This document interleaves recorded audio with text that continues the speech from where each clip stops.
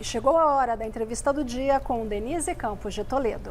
E nós vamos falar agora das primeiras medidas anunciadas por Trump e o novo mandato dele. Eu converso com o cientista político Rafael Cortes, que é sócio da Tendências Consultoria. Rafael, boa noite. Boa noite, Denise. Um prazer estar conversando com você. Bom, Trump falou muito, primeiro oficialmente, durante a posse, e depois uma conversa mais informal, exatamente naquele local do Capitólio que teve a invasão da outra vez. Ele foi bastante hostil com relação a Biden, como se Biden tivesse deixado terra arrasada, e confirmou algumas medidas que já geraram polêmica antes. Canal do Panamá, por exemplo, mudar o nome do Golfo do México para Golfo da América, a firmeza com que ele pretende tratar essa coisa da migração, principalmente a fronteira sul com relação ao México. Você acha que ele pode implementar isso mesmo? Houve reação do governo do Panamá, mas se chegaria a uma disputa militar? Olha, uma boa parte, sim, uma parte relevante dessas agendas, não obviamente na sua integralidade, não somente com todo o desdobramento que sugere essa retórica mais forte que ele tem, Denise. Agora, o Trump tem a oportunidade de, durante pelo menos 2 anos, um grau razoavelmente elevado de coesão interna em torno da sua agenda. A gente vê os dados de opinião pública, em sua maioria, os americanos aprovam uma boa parte dessas medidas do Trump. Os republicanos têm o controle das 2 casas legislativas e o controle da Suprema Corte. Então, ele tem, de fato, a possibilidade de conseguir fazer uma série dessas alterações.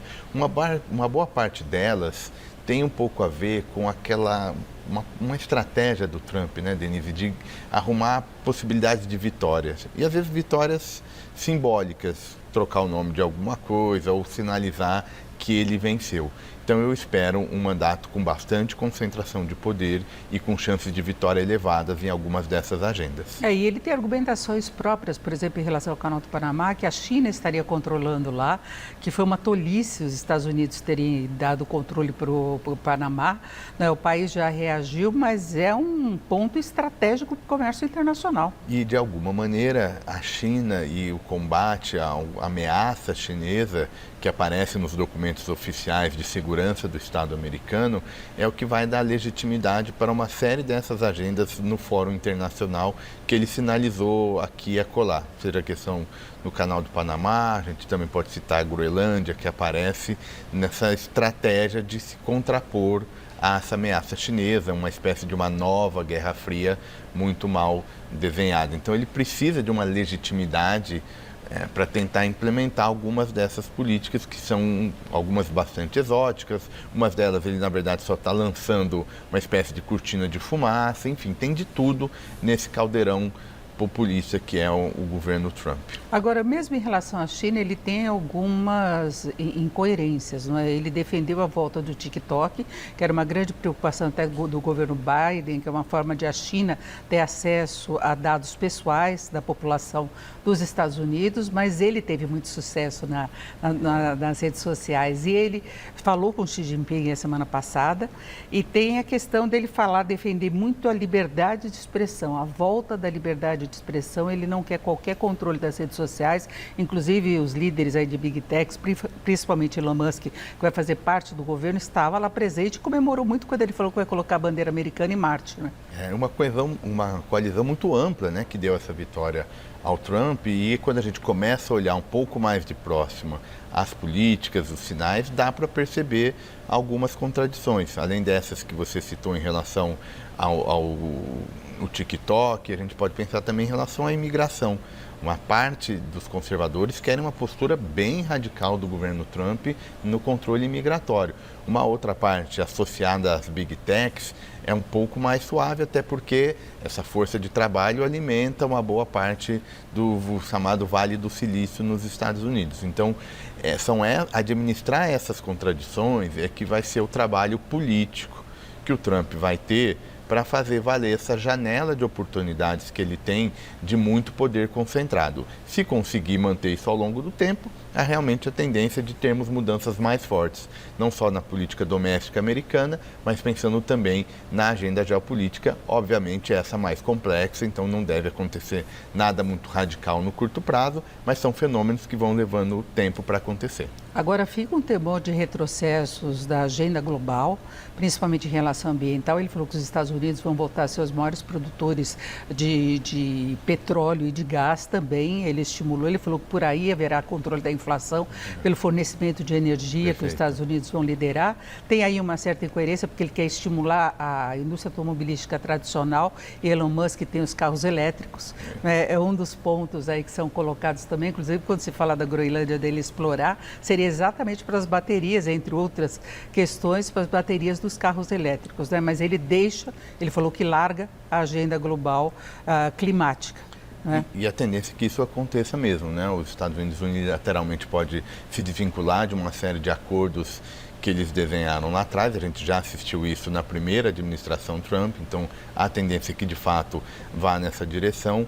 A questão energética, ela é central, Denise, porque ela toca no ponto que você mencionou, inflação.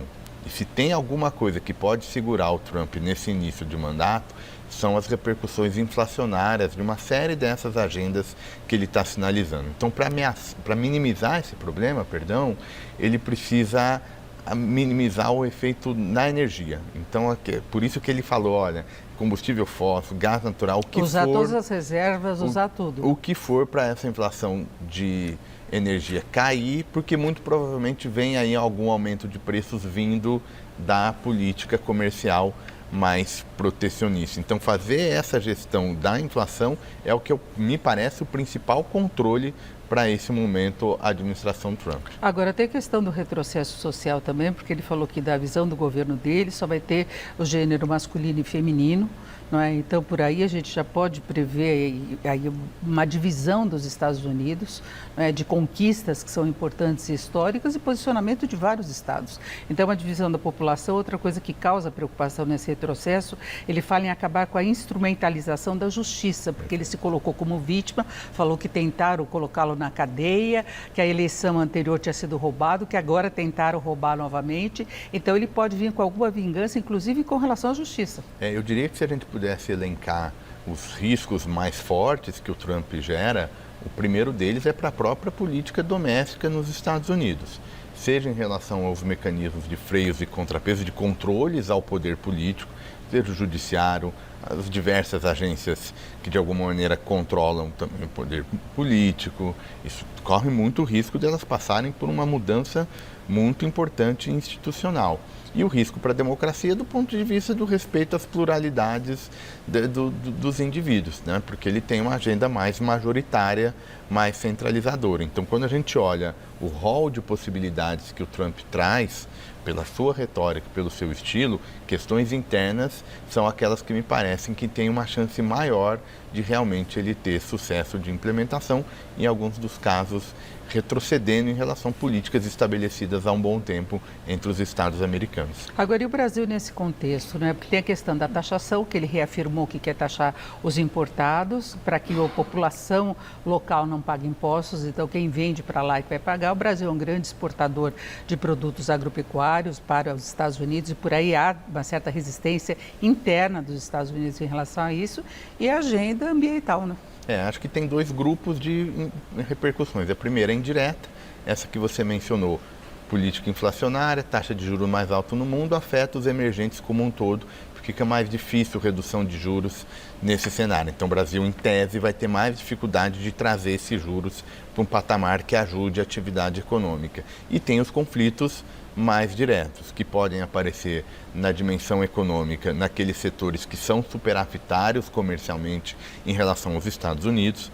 É só uma retórica, porque no fundo é o consumidor que vai pagar, ninguém via inflação, mas vai pagar esse protecionismo. E tem as questões um pouco mais políticas, que aí eu acho, Denise, o gancho para isso acontecer é Venezuela. Quando Venezuela entrar um pouco no radar, os Estados Unidos, em tese, apertarem mais o regime do Maduro, se o Brasil vai acompanhar ou não essa política que se espera que seja um pouco mais conflituosa em relação à Venezuela, porque a estratégia que o Lula e Biden construíram agora para a última eleição venezuelana não foi suficiente, não gerou transição e o problema democrático continua na Venezuela. Eu queria inclusive observar que na reunião ministerial de hoje, quando o presidente Lula estava se referindo a Trump, torcendo para que seja um bom governo, ele falou que ele não quer encrenca, entre outras coisas, com vários países, com os Estados Unidos, com Rússia, com China, mas citou Venezuela também, que ele não deveria ter feito isso. Cita Venezuela, e eu acho que essa é a porta de entrada para um estranhamento político claro entre Brasil e Estados Unidos. A segunda é a relação do Brasil com os BRICS, porque os BRICS é percebido pela diplomacia americana como uma área de influência chinesa. Tanto é que quando o Trump faz aquela ameaça em relação aos BRICS, pensando na agenda de retirar um pouco da dependência do dólar nas transações comerciais, a transação comercial passar a ser feita também em moeda local, é nesse contexto que o Trump vai lá e dá uma chamada de atenção, né, vamos chamar assim, no Brasil e nos demais países do BRICS. Então, a segunda porta de entrada para um mal-estar mais direto entre a política externa brasileira e os Estados Unidos sob Trump é como o Brasil vai lidar com os BRICS. E desde sexta-feira, entre outros países, agora Cuba e Bolívia também têm uma participação, não é membro integrante do BRICS, mas também foram convidados. Né? Porque, de alguma maneira, esse mundo tentando escapar, digamos, de um Estados Unidos mais unilateral, uns Estados Unidos que não respeita tanto alianças históricas, isso está explicitamente na fala do Trump, o Make America Great Again, é um pouco isso, American First, para usar um estrangeirismo aqui. A ideia dos Estados Unidos como prioridade. Isso demanda a ação dos outros países de tentar áreas de influências para se contrapor ao poder americano. Eu agradeço muito a presença do cientista político Rafael Cortes, que é sócio da Tendências Consultoria. Rafael, muito obrigado, uma boa noite. Eu que agradeço. Boa noite, Denise. Com vocês.